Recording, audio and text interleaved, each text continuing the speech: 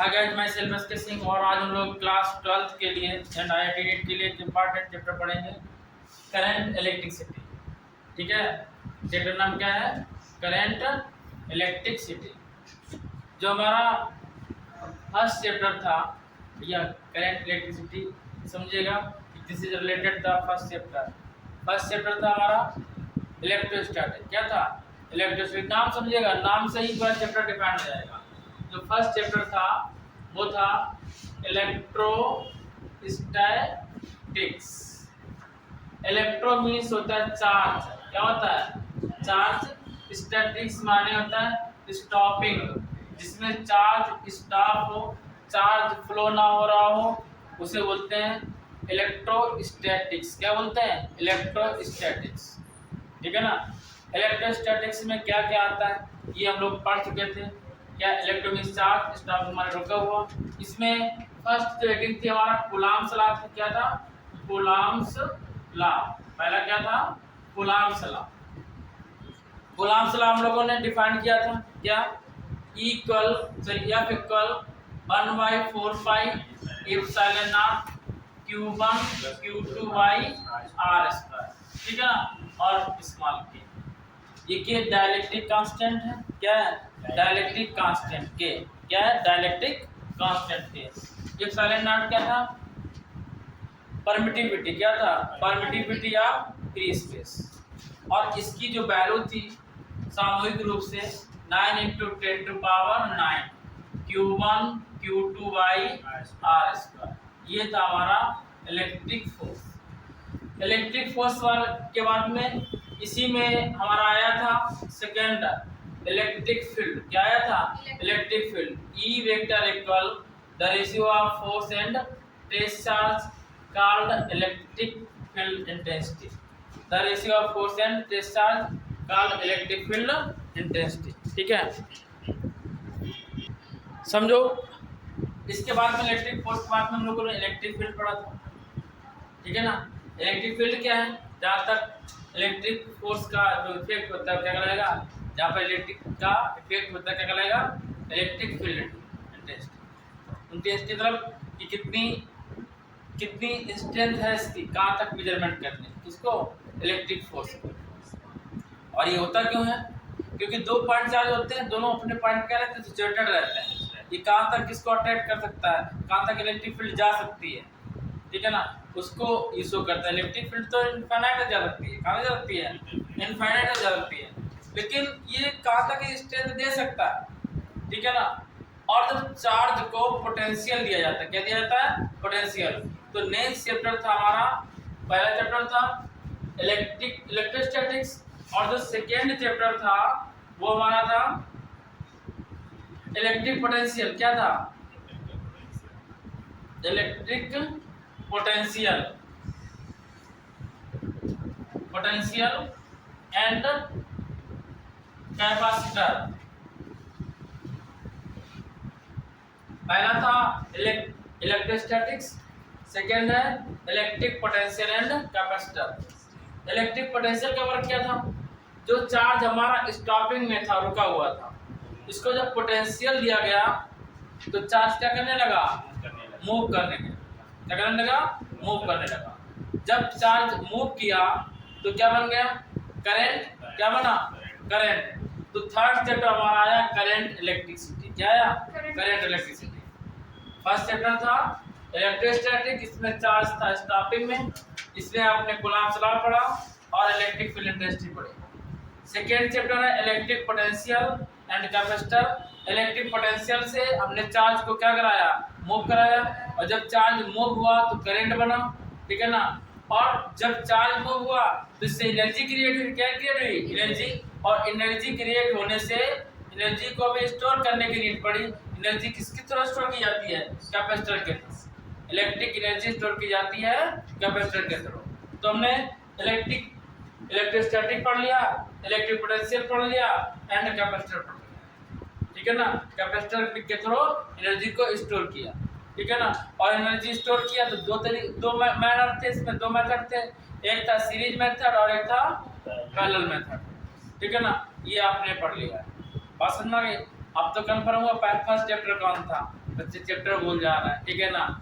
और आके जो उनके सीनियर्स हैं वो कह रहे हैं कि टीचर क्या पढ़ाता है, टीचर क्या पढ़ाएगा यार। जब बच्चे के पास बुक होती है, जब बच्चा नाम नहीं पढ़ सकता है तो ये तो फॉल्ट सभी की है ना, टीचर फॉल्ट थोड़ी ना इस चीज़ की। बच्चा पढ़ना ही नहीं चाहता है, जब बच्चे ही को अगर लर्नेस होगा तो टीचर क्या करेगा। देखिए नेक्स्ट है करंट इलेक्ट्रिसिटी।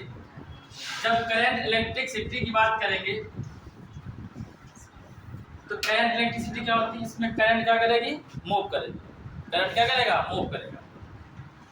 और जब करंट मूव कर जाए, जो चार्ज मूव कर जाएगा तो क्या बन जाएगा, करंट बन जाएगा। क्या बन जाएगा, करंट बन जाएगा। तो आपसे पूछा जाए कि करंट इलेक्ट्रिसिटी क्या है, करंट इलेक्ट्रिसिटी का डेफिनेशन क्या है। जिसको कुछ नहीं पता होता है वो केवल नाम पूछे आपसे, बेटा कॉन्सेप्ट पढ़ रहा है तो पूछे बताएंगे करंट इलेक्ट्रिसिटी। अच्छा करंट इलेक्ट्रिसिटी पढ़ रहे हो, व्हाट इज करंट इलेक्ट्रिसिटी, खुद को नहीं पता है, फिर बच्चों से पूछें करंट इलेक्ट्रिसिटी है क्या, ठीक है ना। और बच्चा कुछ भी बताएगा तो गलत बताया जाएगा, ठीक है ना। तो कम से कम जो चैप्टर पढ़ो, चैप्टर का नाम पता होना चाहिए और उस चैप्टर के नाम से डिफाइन हो जाता है कि आगे इसमें क्या क्या चलेगा। तो जब हम करंट इलेक्ट्रिसिटी बात करेंगे तो the study of electric charge in motion, क्या पढ़ेंगे, the study of electric charge in motion is called current electricity. बात समझ आई, इलेक्ट्रिक चार्ज जब मोशन में हो जाए, the study of electric charge it's motion, फिर ध्यान समझिएगा, the study of electric charge in motion, the study of electric charge in motion is called current electricity. क्या कहलाएगी, करंट इलेक्ट्रिसिटी। बात समझ में, क्या कहलाएगी, करंट इलेक्ट्रिसिटी। क्या, जब चार्ज किस में होगा, मोशन में, ठीक है। तो चार्ज मोशन में कब होगा, आपसे कोई पूछ दे करंट इलेक्ट्रिसिटी क्या है, आपने बताया the study of electric charge in motion is called current electricity. और फिर तुरंत आपको पूछना चाहिए कि सर ये बताइए कि जो करंट है वो मोशन में कब होता है। तो जब उसको पोटेंशियल दिया जाता है तब वो मोशन में होता है। क्या दिया जाता है, पोटेंशियल। जैसे ही कोई पूछे तुरंत इसके बाद पूछा करिए कि करंट मोशन में कब होगा, मतलब करंट कब बनेगा। चार्ज था और चार्ज मोशन में होगा, करंट बना, तो क्यों बना, क्योंकि उसको पोटेंशियल दिया गया। क्या दिया गया, पोटेंशियल। और पोटेंशियल का वर्क ही होता है क्या, चार्ज को मोशन कराना। क्या होता है, चार्ज को मोशन कराना, it is work of potential. अब जब आपने करंट इलेक्ट्रिसिटी समझ ली तो आपसे पूछा जाएगा इलेक्ट्रिक करंट क्या है, क्या, इलेक्ट्रिक करंट। तो जब आप इलेक्ट्रिक करंट की बात करेंगे तो इलेक्ट्रिक करंट को आई से रिप्रेजेंट करते हैं, किस रिप्रेजेंट करते हैं, आई से। और आई कल क्या होता है, D Q by D T. क्या होता है, D Q by D T. Q क्या है, चार्ज, टी क्या है, time. The ratio of flow of charge, the rate of flow of charge is called current. The rate of flow of charge is called current. और अच्छी definition जाननी है तो लिख सकते हैं the flow of electric charge through a conductor, किसके through, the flow of electric charge through a conductor constitutes an electric current. और क्वांटिटेटिव जो डिफिनेशन है वो ये है, electric current in a conductor across an area held perpendicular to the direction of flow of charge is defined as the amount charge flowing across the area per unit charge। समझिएगा, जैसे कोई conductor है, कोई wire है, wire कैसा है, conducting wire है, ये नहीं कि लकड़ी में करंट पास हो जाएगा, ठीक है ना। कंडक्टिंग वायर है, आयरन, कॉपर, सिल्वर, गोल्ड, ठीक है ना। इसके जितना थिकनेस होगा इसमें, ठीक है ना, इसके पर यूनिट एरिया में करंट को फ्लो होना और एक डायरेक्शन चार्ज का फ्लो होना क्या कहलाएगा, करंट कहलाएगा, ठीक है। पर यूनिट एरिया, क्या, पर यूनिट एरिया, यहाँ पे एरिया मेजरमेंट करेगी, ठीक है ना। यहाँ पे सबको पता होना चाहिए कि करंट की यूनिट क्या होती है, क्या होती है, एम्पियर, करंट की यूनिट एम्पियर। और इसकी जो डायमेंशन होती है, डायमेंशन की बात करेंगे, वो भी ए होती, क्या होती है, ए। और करंट कैसी क्वांटिटीज होती हैं, स्केलर क्वांटिटी होती है। करंट के फ्लो होने की कोई डायरेक्शन नहीं होती है। It have a scalar quantities. कैसी क्वांटिटीज होती है, स्केलर क्वांटिटीज। ये हम लोगों ने पढ़ा है। और हम लोगों को पता है कि चार्ज क्यू इक्वल एनी होता है। क्या होता है, चार्ज क्यू इक्वल एनी। तो आई इक्वल एक और फार्मूला हो जाएगा एन ई अपॉन टी। क्या हो जाएगा, I equal N E upon T, क्योंकि हम लोग पढ़ चुके हैं क्यू इक्वल क्या होता है, एन ई बाई टी। क्या होता है, N E by T. Number of electron into electron upon time क्या कहलाएगा, करंट। क्या कहलाएगा, करंट। क्वेश्चन ये नेक्स्ट, फर्स्ट क्वेश्चन है इसमें। In hydrogen atom electron move in an orbit of radius this. r equal है 5 into 10 to power -11 metre with the speed है means velocity 2.2 into 10 to power 6 metre per second. क्या the equivalent current, हमें current find करना। सोच सकते हो question कैसा होगा, कितना सिंपल क्वेश्चन है, समझे इधर। आई इक्वल, अच्छा क्यू कहाँ से लाओगे, टी कहाँ से लाओगे, फार्मूला इक्वल क्या होता है, क्यू बाई टी। क्या होता है, equal I equal Q by T. I equal क्या होता है, क्यू बाई टी। कौन सा एटम है, हाइड्रोजन एटम। कौन सा एटम है, हाइड्रोजन एटम। तो Q equal to N E होता है, एन ई। एन की वैल्यू कितनी जाएगी, 1। कितनी जाएगी, 1। और ई की वैल्यू सबको पता है, कितनी होती है, 1.6 into 10 to power minus 19 coulomb. कितना, 1.6 into 10 to power minus 19 coulomb. किसकी वैल्यू होती है, चार्ज की, 1 इलेक्ट्रॉन की। प्रोटॉन की वैल्यू सेम होती है, कितना, 1.6 into 10 to power minus 19। Time कैसे फाइंड करोगे, तुम लोग पढ़ चुके हो, टाइम इक्वल होता है डिस्टेंस अपॉन वेलोसिटी। क्या होता है, डिस्टेंस अपॉन वेलोसिटी।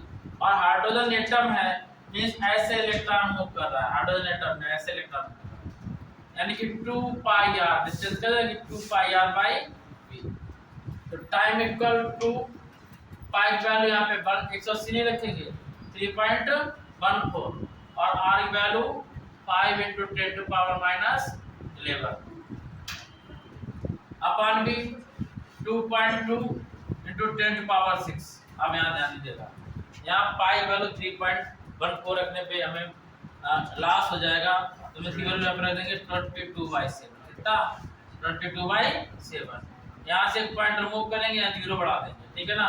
और 22 बन जा 21, 10 आएगा नहीं आएगा, 5 2 जा 10, 10 10 100। कितना आया, टाइम आया, यहाँ लिख दे रहे हैं time, T equal 100 into 10 to power minus का 11।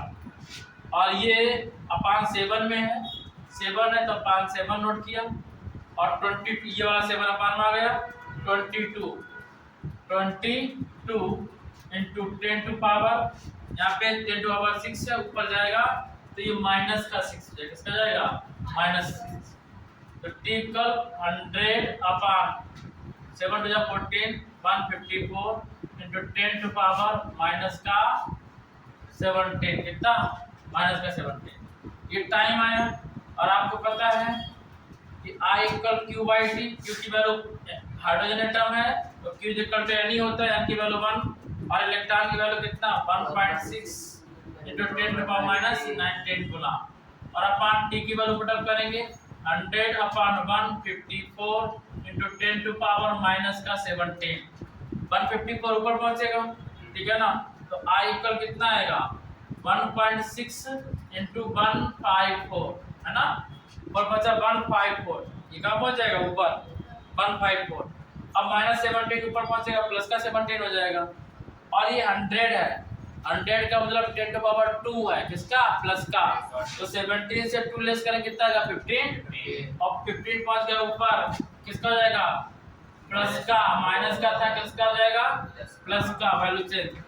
तो आई इक्वल, अब मल्टीप्लाई करा लेंगे, 16 4 जा 64 कैरी 6 16 5 जा 80 86 60 में जा 16 16 और 8 24 और कितने ली 0 पॉइंट 1 0 पॉइंट लगाया इनटू 10 टू पावर माइनस का I equal 2.464 into 10 to power -2 ampere.